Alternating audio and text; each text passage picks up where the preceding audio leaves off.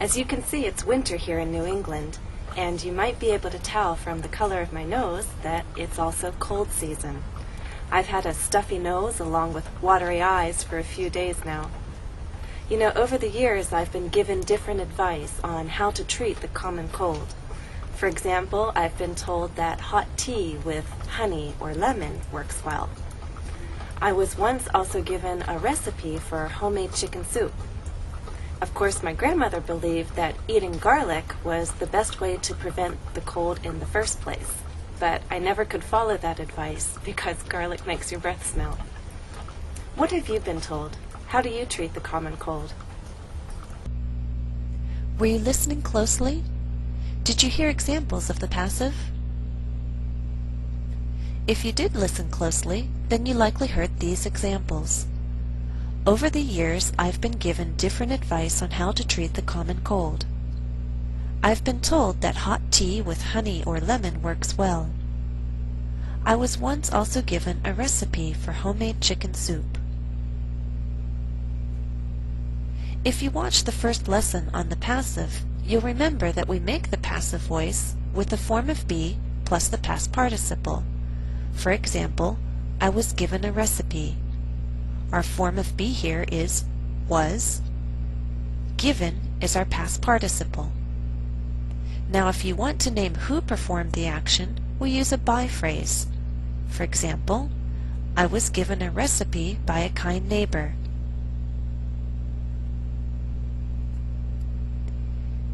Now remember, when we make the passive, we make it with the help of transitive verbs. Transitive verbs take objects. Consider this active sentence. A kind neighbor gave a recipe to me. Give is your transitive verb. What are you giving? A recipe. So let's take a recipe and make that the subject of our passive sentence. A recipe was given to me by a kind neighbor. But wait a second, you say, that's not exactly the sentence that I originally said, was it? No. That's because we can make two different passive sentences here. Look at the first. A recipe was given to me by a kind neighbor. And the second, I was given a recipe by a kind neighbor. Both sentences are passive, but the focus is different. We can focus on the recipe, or we can focus on me, the person who received the recipe. Why is there a choice? Because the original active sentence had two different objects. Remember, in English we can talk about direct and indirect objects. Let's look again at the active sentence.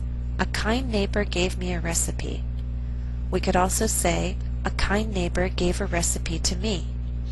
Now it's the second sentence that makes it a little more clear, because here we can see that a recipe is the direct object and me is the indirect object. It follows the preposition to.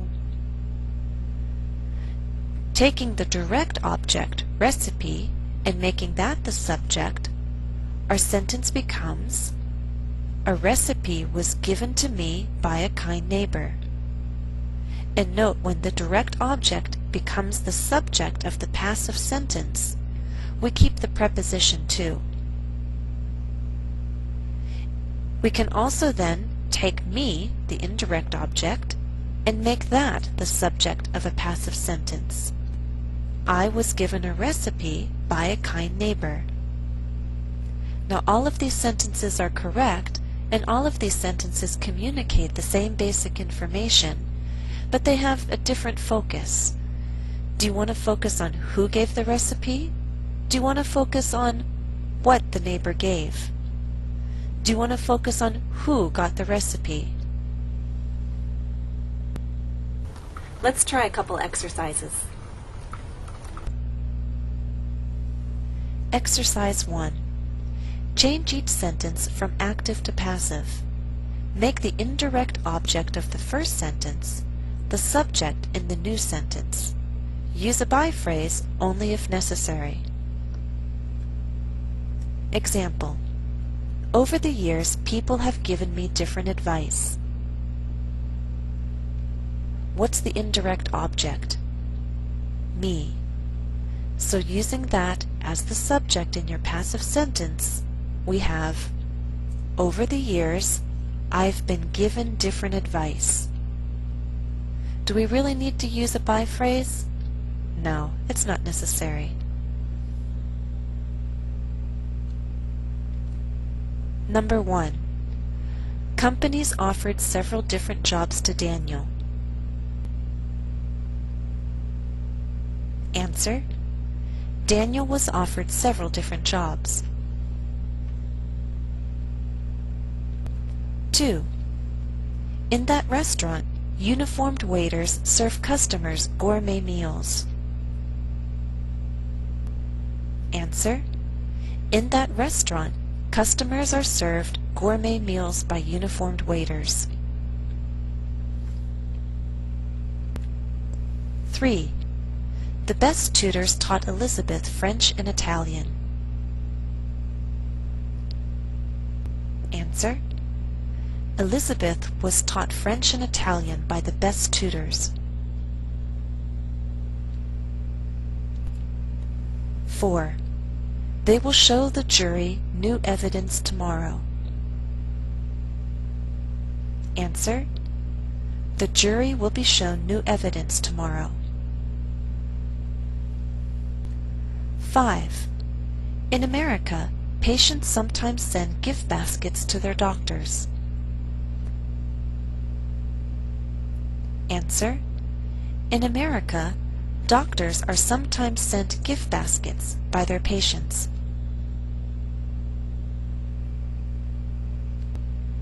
Exercise 2. Read the text. Decide which statement is more appropriate. For example, study the sentences below, and then I'll tell you the best answer.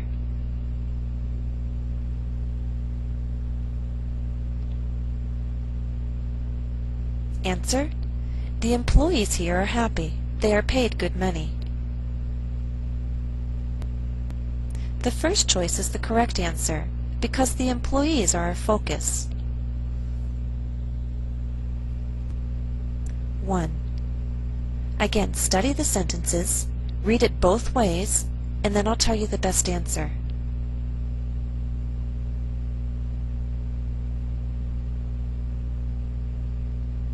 Answer: Don't share anything personal with Julia. She tells everyone your secrets. Why is that the best answer? Because we're focusing on Julia and what she does. 2.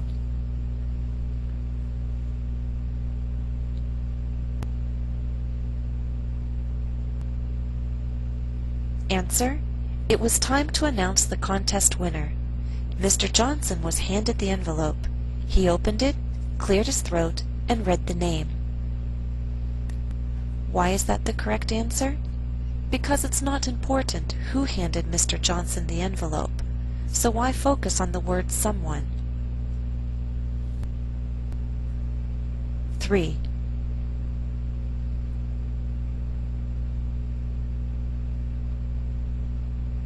Answer: The police are searching for the criminals. A cash award will be given to any person who helps find them. Now in this one, both sentences could work. It's not incorrect to choose that first sentence. But personally, I feel it makes more sense to focus on the cash award. The police are willing to offer money to get help, so I would focus on cash award, not any person. That's all for now. Thanks for watching and stay healthy.